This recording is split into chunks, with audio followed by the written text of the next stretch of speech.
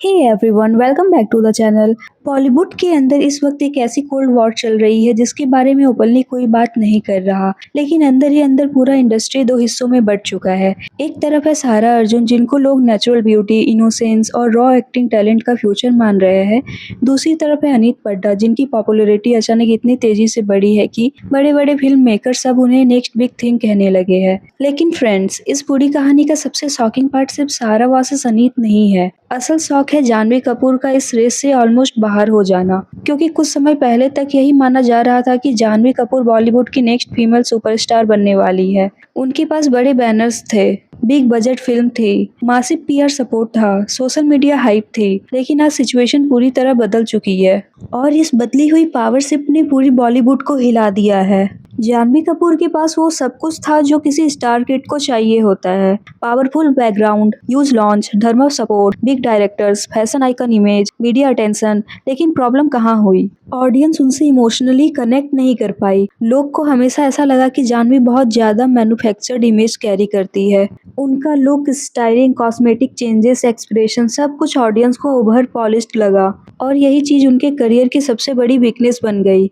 हालांकि उन्होंने गुंजन सक्सेना, मिली जैसी फिल्मों में एक्टिंग इम्प्रूव करने की कोशिश की, क्रिटिक्स ने कुछ जगह अप्रिशिएट भी किया, लेकिन फिर भी ऑडियंस उन्हें कम्प्लीटली एक्सेप्ट नहीं कर पाई।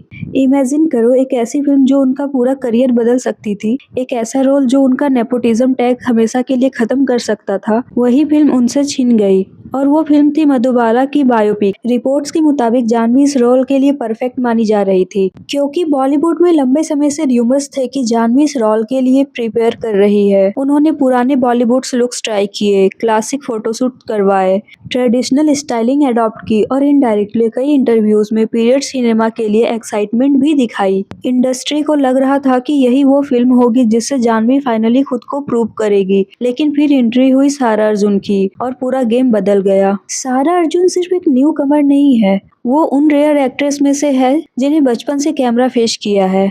उन्होंने चाइल्ड आर्टिस्ट के तौर पर इतने इमोशंस परफॉर्म किए हैं जितने कई एक्टर पूरी करियर में नहीं कर पाते।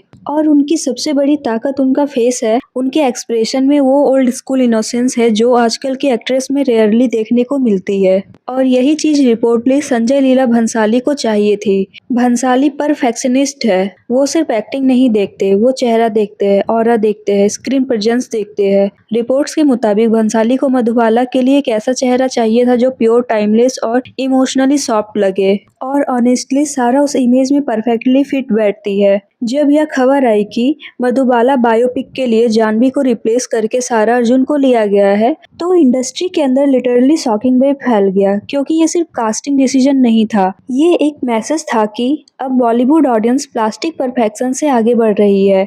अब लोग रियलनेस चाहते हैं। लेकिन क्या सारा सच में इतना बड़ा रिस्क हैंडल कर पाएगी? यही सबसे बड़ा सवाल है, क्योंकि मधुबाला सिर्फ एक एक्ट्रेस नहीं थी, वो इमोशन थी। उनकी स्माइल आइकॉनिक थी, उनकी आंखों में दर्द था, उनकी लव स्टोरी ट्रेजिक थी, उनकी लाइफ ग्लैमरस भी थी और हार्ट ब्रेकिंग भी थी। इमेजिन करो, 20 साल की एक लड़की को ये सब स्क्रीन पर कैरी करना है, प्रेशर कितना बड़ा होगा। अगर सारा ने परफॉर्मेंस डिलीवर कर दी तो वो ओवरनाइट सुपरस्टार बन जाएगी, लेकिन अगर ऑडियंस कनेक्ट नहीं कर पाई तो इतनी बड़ी हाइप ब्लैकलिस्ट में बदल सकती है। अब बात करते हैं अनीत पड्डा की। अनीत पड्डा इस वक्त बॉलीवुड की सबसे मिस्टीरियस राइजिंग स्टार में से एक है। उन्होंने बहुत ज्यादा प्रोजेक्ट्स नहीं किए, लेकिन जितने किए हैं उनमें इम्पैक्ट छोड़ा है। उनकी फिल्म सैयारा के बाद सोशल मीडिया पर उनका क्रेज अचानक एक्सप्लोड हो गया। स्पेशली जेनजी ऑडियंस उन्हें बहुत तेजी से सपोर्ट करने लगी। क्यों? क्योंकि अनीत में एक मॉडर्न चार्म है। वो ग्लैमरस भी लगती है, क्यूट भी है, रिलेटेबल भी है और उनकी स्क्रीन प्रेजेंस इंस्टेंटली अटेंशन पकड़ लेती है। लेकिन प्रॉब्लम ये है कि अभी तक उनकी एक्टिंग डेप्थ प्रॉपरली टेस्ट नहीं हुई है। कई क्रिटिक्स ने कहा कि एक्सप्रेशन लिमिटेड है, इमोशनल रेंज कम दिखी, ज्यादा फोकस क्यूटनेस पर था। लेकिन फ्रेंड्स, बॉलीवुड में कभी कभी चार्म ही सबसे बड़ा वीपन बन जाता है और अनीत के पास वही वीपन है। अब यहाँ से कहानी थोड़ी डार्क हो जाती है।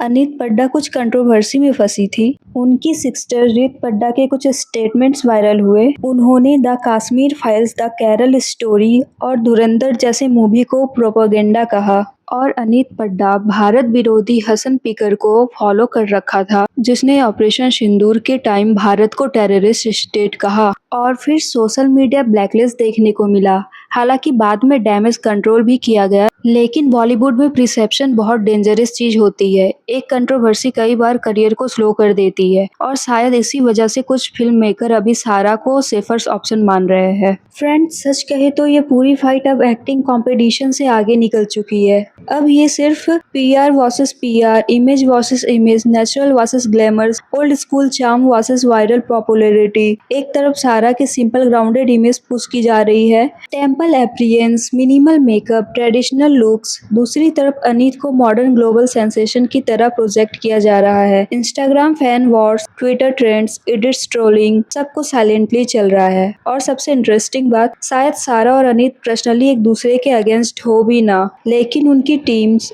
उनके पीआर ग्रुप्स, उनके fan base already war mood में जा चुके हैं। बॉलीवुड का पूरा पावर शिफ्ट शुरू हो चुका है। कुछ साल पहले तक रेस अलग थी और अब कुछ अलग है। एक्चुअली दीपिका पादुकोण अभी भी बॉलीवुड की सबसे बड़ी एक्ट्रेस में से एक है। उनका स्टारडम अभी खत्म नहीं हुआ है, लेकिन प्रेगनेंसी और लिमिटेड प्रोजेक्ट्स की वजह से आने वाले कुछ सालों में उनकी स्क्रीन प्रेजेंस कम हो सकती है।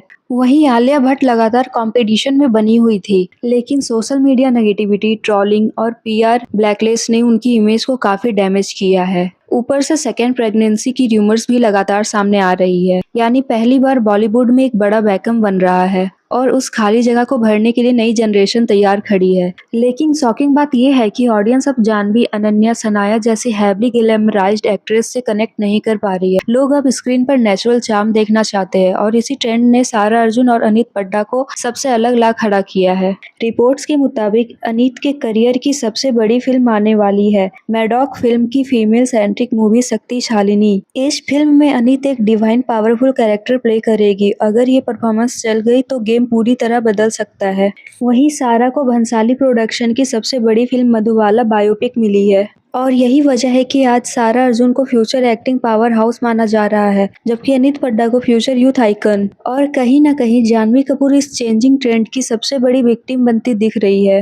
अगर एक्टिंग, इमोशनल डेप्थ और लॉन्ग टर्म रिस्पेक्ट की बात करें तो सारा अर्जुन थोड़े आगे नजर आती है, लेकिन अगर वायरल फेम, यूथ क्रेज और सोशल मीडिया डोमिनेंस की बात करें तो अनीत पड्डा डेंजरस लेवल पर ग्रो कर रही है। और जानवी कपूर, उनके लिए अभी भी सब कुछ खत्म नहीं हुआ है, लेकिन अब उन्हें सिर्फ पीआर और ग्लैमर से आगे जाकर ऑडियंस को इमोशनली कन्विंस करना होगा, क्योंकि बॉलीवुड बदल चुका है। अब ऑडियंस सिर्फ स्टार नहीं चुनती, अब ऑडियंस ऑथेंटिसिटी चुनती है। अब देखना ये होगा कि आने वाले सालों में बॉलीवुड की क्वीन कौन कहलाती है। क्या सारा अर्जुन भंसाली की नई मास्टरपीस बनेगी, या अनीत पड्डा अपनी मासिव पॉपुलैरिटी से गेम पलट देगी, या फिर जानवी कपूर एक शॉकिंग कमबैक करके सबको गलत साबित कर देगी। तो फ्रेंड्स, आपको क्या लगता है बॉलीवुड की नेक्स्ट क्वीन कौन होगी? कमेंट सेक्शन खुला हुआ है और जाते जाते चैनल को सब्सक्राइब करना बिल्कुल मत भूलना। Thank you.